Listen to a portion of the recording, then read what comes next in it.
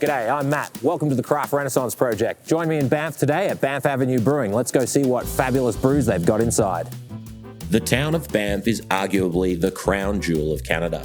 It's a World Heritage Site nestled in a national park in the Canadian Rockies and is a massive tourism draw, perfect for those that can't get enough of Canadiana at its finest, and of course, for those looking for some great Western Canadian craft beer.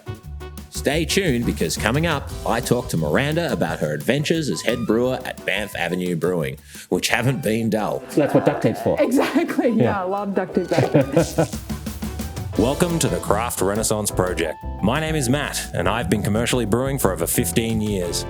While I love making beer as much as the next brewer, it's time to park the gumboots for a bit and share what I think makes the craft beer world amazing. Join me as we take a deep dive into the craft beer renaissance, here in the Barley Belt of Canada. The Craft Renaissance Project is presented by DME Process Systems, manufacturers of the gear that brews the beer, trusted by thousands of breweries around the world. You may think all beer was created equal, but I'm here to tell you some beer manufacturers are standouts because you can taste the extra amount of love that goes into each of their brews. Their beer is crafted to be authentic to the community they serve, and when you're serving up to a place like Banff, you know you're in for an epic beer experience. Here's Miranda to talk to you about her path to becoming head brewer at Banff Ave Brewing, which started with the question, what do I want to do with my life? I really like beer. Beautiful. So then I went to Niagara with the idea in my head that I wanted to move to a mountain town and work in a brewery in the mountains. Sounds like a horrible decision. Yeah, exactly. Bit of a lifestyle choice, knowing that a lot of beautiful places have breweries and a lot of, it's a way to kind of move to a place that's very desirable without necessarily working service industry forever, which I'd done for quite a while. Right. We've kind of always tried to be the local gathering place, like your second living room kind of vibe. Like rock up in your ski gear if you want.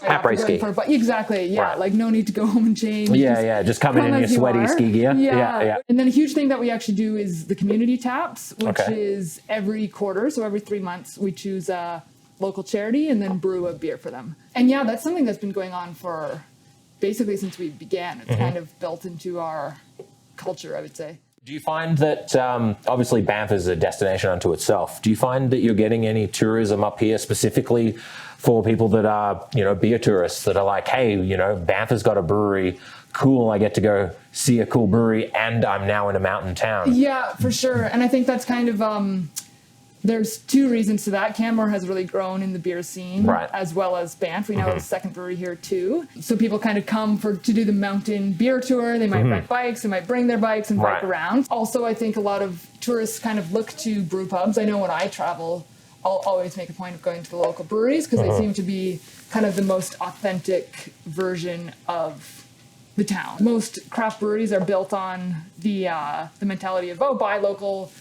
They've made beer for this specific area. It's it tends to be very hyper local, I would say. So you're brewing in Banff. Obviously, it was not designed to be a brewery where we're sitting, although it's a lovely building. Yes, thank you. Talk about your day-to-day life brewing in a mountain town and the constraints and the trials and tribulations of working in a building that definitely was not built for being a brewery. Yeah, there's a lot of... and also being on the second floor. Right. A lot of issues involved with that, I would say, to put it lightly. Yeah. I think one of the constant constraints that we face here and that any business in Banff faces is space. Yes. And it's so hard to expand in a national park as it should be. The National Parks mandate should be conservation. But as a result, we're left, you'll see when we get back there, with very small square footage, pumping out a product into... Yes, it's cramped. Dungeon-like. Dungeon on the second level? Yeah. Yeah, exactly. Love it. To get more info on the challenges they faced when renovating this location, I caught up with Brett Ireland, CEO of Bear Hill Brewing, the company that owns Banff Ave Brewing. We sat down for a good old tongue wag at Campio in Edmonton, one of Bear Hill's other breweries. It was really a matter of kind of putting those pieces together. The build out was really challenging, being on the second floor. Of course. Height restrictions and also some don't know if you heard the whole story with the floors, but that was quite a challenge. So No, tell us about the floors. and it's ironic. It's kind of one of the best things that ever happened to us, but it was super challenging at the time. So we had an engineering firm do an assessment on the floors to make sure we control all these tanks, and it came back. They stamped the drawing. Yeah, good to go. Signed the lease. We'd cut up on the back of the building. We'd moved all the equipment in. And the landlord, whose office is right below where the brewery was going to go. Okay. So he came upstairs and kind of looked around. He's like, "This seems like really like." So he phones the engineer, and next day the engineer comes in and looks around, and his face kind of went white and was like, "You didn't tell me the tanks were this big." And I was like, "Oh yeah, we did." Long story short, what ended up happening was the math was done based on the weight of the tanks without the beer in them.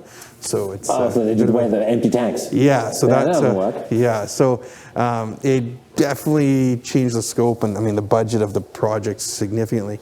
But thankfully there was enough capacity in the vertical structure of the building, and so we were able to put in like all the steel and make it work. And I don't know if you saw the brewery, right? It's kind of sunken down into the floor and stuff. So made it work. You know, the reason I say it's kind of ironic is that had we not had that go out of the gates and moved forward, because of all the costs and everything added to it, we may not have done the project. And looking back, even with all of that, it was still a phenomenal opportunity, and I'm so glad we moved forward. So that was kind of an interesting start. But yeah. Remember everybody, the process of brewing is steeping the grains in water, separating the liquid from the solids, boiling that liquid, adding hops, cooling that liquid down, and introducing it to yeast in the fermenter. Sounds simple, right? Well, now you're going to find out how Miranda has to do it. Our mill can only hold about 2 bags, about 50 kilos of grain. And it's direct, you mill and it goes in the flexol, straight in? Yeah. So in the morning as you're milling, you're literally got your water hydrating, you're milling at the same time into the brew. Like sprinting back and forth. Okay. Because it can only hold the 2 bags in there. Right. So you throw a bag in, run out here, stir it with the canoe paddle, Go run back there. Yeah. And do that, 15, 20 times? Exactly. Right, okay. 15, 20 times? Exactly. Sprinting back and forth. Okay. Because it can only hold the 2 bags. 15, 20 times? Exactly.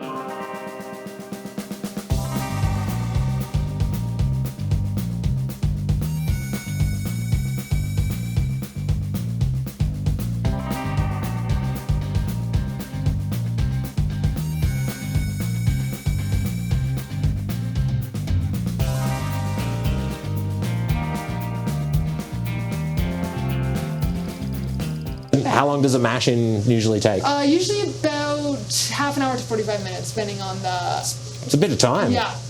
It's not nothing. No, it's not. Yeah, because I've been in breweries where you can mash in 5 minutes. Yeah. It's very different. So you have to work that into your recipe, right? Because now you're starting conversion immediately. Exactly, as it hits. Right. And, Okay. And here is our kettle. The kicker is that our kettle is also our HLT.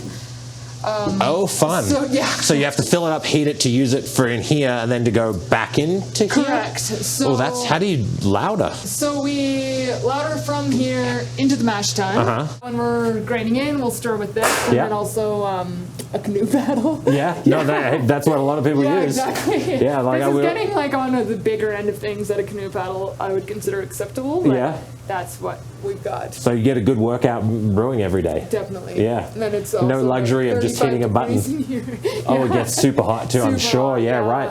Well, you've got an open top mash tun, so you've got all that heat. Yeah, we will throw the lids on for in throughout the rest. Gotcha. And so is this steam jacketed? It is. So you can do a step mash? Yeah. Okay, that's great. Yeah, we can. So it's not just a single step? No. Okay, awesome. Okay.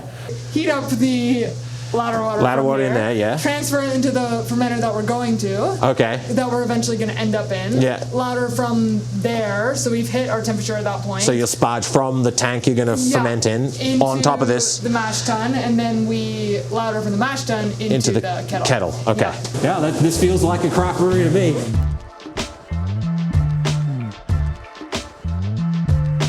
We like to think we have exceptionally delicious water in Banff. It's super high mineral content, very hard water, so super good for dark beers. Our Reverend Rundle Stout is, in my opinion, one of the best beers that we do, and that's because of our water profile. What are you doing to the water typically? Are you using just as it is? The more mineral-rich beers that we're doing, we treat less, and then others, the Pilsners and softer styles, we have to treat accordingly as well. Makes sense.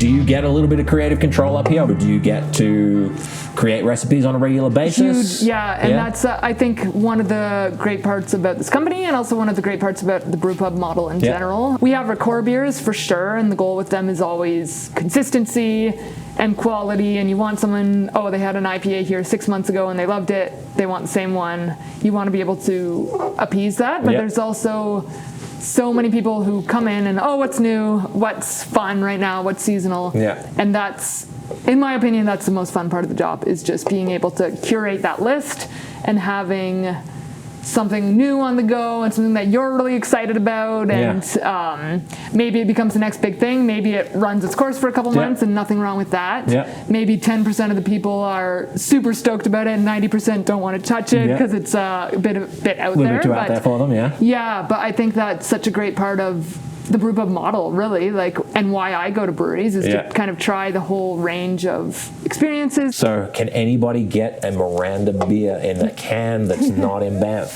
Is there a beer that has made it that jump from just being a local favorite to... The Rider Dry, actually. So the Black Bill, I can take I think fantastic this is beer. Oh, thank you. The Rider Dry is you? Well done. Yeah, just that pride of, like, obviously there's an element of pride to all aspects of brewing, but of being like, this is my This is baby. mine. Yeah, not only did I brew this, but I created it. Yeah, exactly. Like, I made this for you.